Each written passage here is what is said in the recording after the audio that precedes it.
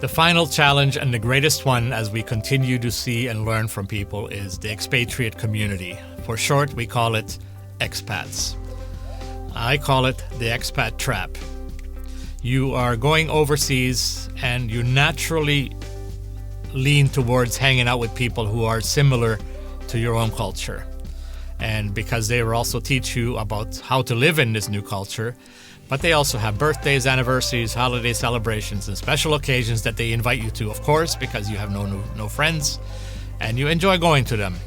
But this group of people is incredibly connected, and they do a lot of fun things together, and they are just incredibly good at keeping everybody focused on events between themselves. Remember, these are people who've come from overseas or from abroad to work in this country. Most of them have come there simply to improve their lifestyles. Some are there for the sake of the gospel. But these are not the people you are trying to reach. You have come to reach the local people of the nation that you have come to. The more time you spend with the expatriate community, the less time you have to spend with local people. To me, you are stealing time from the people you have come to serve. These foreigners, these expatriates, they seem so much more normal, and their sense of community is strong, and there's even a great sense of security in hanging out with them, and everything is known. So it is a very normal slide into being in this community. And in some people have indicated that every time they're with the expatriates, they feel like they're in a haven away from the local culture, and they just feel so good, and everything is so wonderful.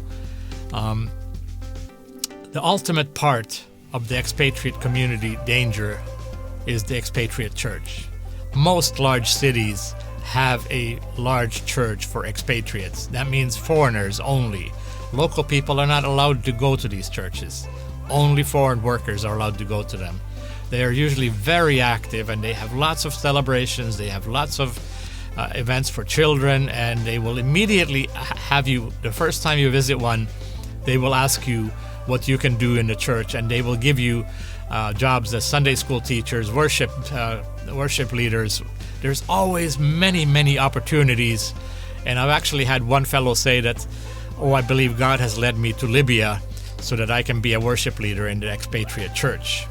And he became a full-time worker in the expatriate church as the worship leader, and never ever had any involvement with Libyans whom he had desired to win for Christ.